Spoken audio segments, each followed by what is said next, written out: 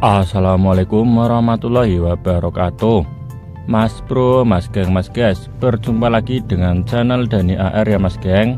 Video ini kita ambil pada hari Minggu tanggal 26 Oktober 2025. Untuk posisi kita sekarang berada di area disposal Morosari berbatasan dengan Sriwulan, Sayung, Kabupaten Demak. Jauh di depan sana sudah terlihat ada kolam retensi Sriwulan seluas 28 hektar. Dan di bawah kita ini adalah area disposal yang luasnya itu sekitar 250 hektar ya mas geng.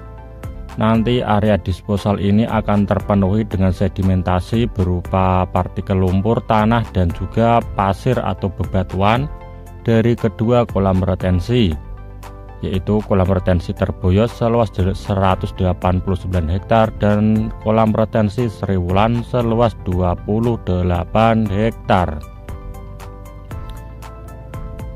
Nah, di depan itu adalah kolam retensi Sriwulan mas geng. Itu ada dua tanggul. Tanggul yang ada di dalam itu adalah tanggul kolam retensinya, dan tanggul yang kedua yang berada di luar yang ukurannya lebih kecil itu ya mas geng, itu adalah tanggul dari area disposal yang menghalangi atau membatasi hasil sedimentasi dengan area tanggul utama. Maksudnya nanti di sekitaran tanggul tersebut akan ditanami dengan vegetasi pesisir untuk memperbaiki vegetasi atau tumbuhan ataupun tanaman berupa pohon mangrove dan pohon lainnya yang mampu beradaptasi di lingkungan pesisir utara. Nanti akan ada pepohonan di sekitarnya, dan di sepanjang tanggul laut Tol Semarang Demak akan ditanami pohon cemara maupun pohon mangrove mas geng. Jadi tidak perlu khawatir dengan soal penghijauan ataupun reboisasi atau penanaman kembali hutan mangrove. Soalnya hutan mangrove yang berada di ujung sini itu kan juga terdampak dengan pembangunan kolam retensi. Nanti akan ada relokasi hutan mangrove dan juga penanaman mangrove di sekitaran tanggul laut Tol Semarang Demak. Dan telah dipersiapkan lokasinya itu seluas 40 hektar khusus untuk penanaman mangrove yang tersebar dari pesisir utara Semarang sampai pesisir utara Kabupaten Demak. Nah, di depan kita sudah ada tanggul laut Tol Semarang Demak, dan ini memasuki area atau lokasi rest area. Untuk luas rest area tanggul laut Tol Semarang Demak ini sekitar 7 hektar, dan lebar atau luasnya area yang tertutupi dengan matras bambu keseluruhan itu hampir 9 hektar ya mas geng. Dan nanti akan menyisakan timbunan utama atau pijakan dari rest areanya sekitar 6-7 hektar. Lumayan luas untuk rest area yang berbatasan dengan laut ini mas geng. Kenapa rest areanya dibuat dengan area yang sangat luas atau hamparan matras bambu yang hampir 9 hektar luasnya? Karena memerlukan pijakan yang lebar atau yang merata agar mendistribusikan beban timbunan ke area yang lebih luas, agar timbunannya atau pijakan dari rest areanya itu stabil, tidak bergeser karena tanah lunak. Nah, kemarin ada yang bertanya apakah tanggul laut Tol Semarang Demak ini dilengkapi dengan kolam retensi, dan kenapa kolam retensinya tidak diletakkan di luar tanggul laut. Ini proyek tanggul laut Tol Semarang Demak dilengkapi dengan 2 kolam retensi ya mas geng, dan kolam retensinya itu berada di dalam lingkup tanggul laut. Dan kenapa tidak berada di luar tanggul laut? Kalau di luar tanggul laut itu sangat beresiko dengan kolam retensinya ya, karena debit air atau ketinggian air di kolam retensi akan dikontrol atau dikendalikan agar lebih rendah dengan permukaan air yang berada di sistem drainase sekitaran jalan pantura.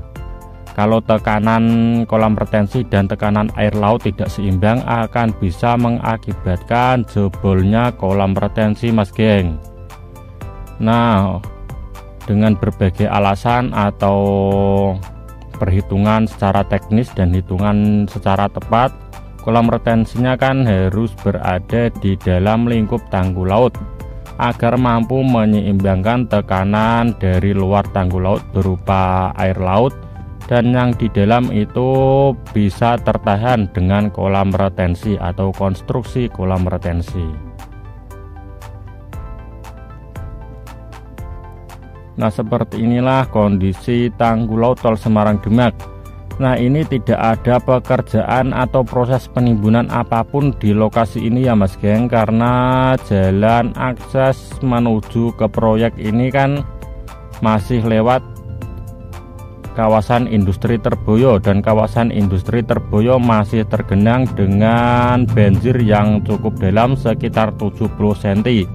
Dan truk tidak bisa mengakses ke lokasi ini, jadi penimbunannya akan dilanjut sampai atau perkiraan airnya surut dulu dan bisa dilalui dengan truk material pengangkut tanah timbunan Tol Semarang Demak.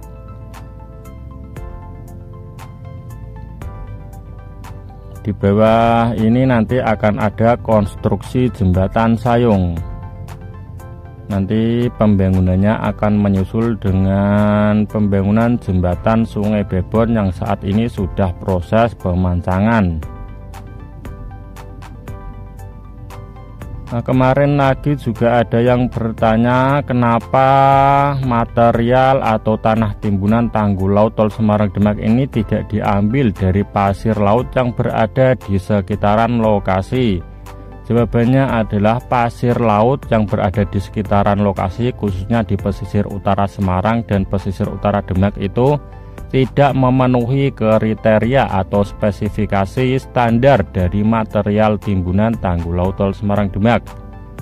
Karena 50-70% material pasir yang berada di pesisir utara Semarang Demak ini adalah lumpur ya Mas Geng, atau hasil sedimentasi dari sungai-sungai besar yang bermuara di pesisir utara. Mengingat karena dulu pesisir utara Semarang Demak itu kan tidak ada ya, hanyalah lautan, dan kemudian ada sedimentasi yang perlahan dan sedikit demi sedikit mengalir ke pesisir utara dan jadilah daratan Kabupaten Demak dan Semarang Utara. Karena itulah di pesisir utara Semarang Demak tidak ada pasir laut yang memenuhi standar atau kriteria dari material tanggul laut Tol Semarang Demak. Dan akhirnya dengan salah satu alasan itu dipakailah pasir dari gunung atau pasir huruf berupa tanah berangkal atau tanah padas yang didapatkan dari tambang sekitaran Semarang seperti Kendal, Batang, Magelang, dan Kabupaten Semarang. Nah, di bawah ini ada hutan mangrove atau hutan bakau.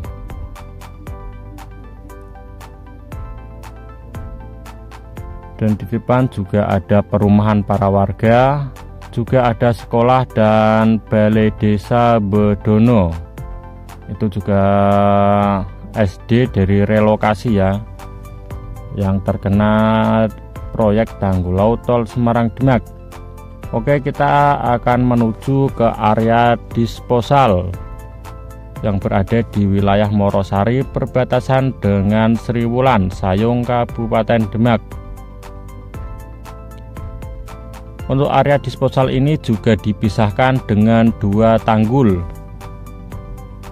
Ini kan tanggulnya juga sebagai jalan akses untuk para warga atau perkampungan di lokasi ini. Nah, ketinggian air di area disposal ini lebih rendah dari ketinggian air laut Mas Geng.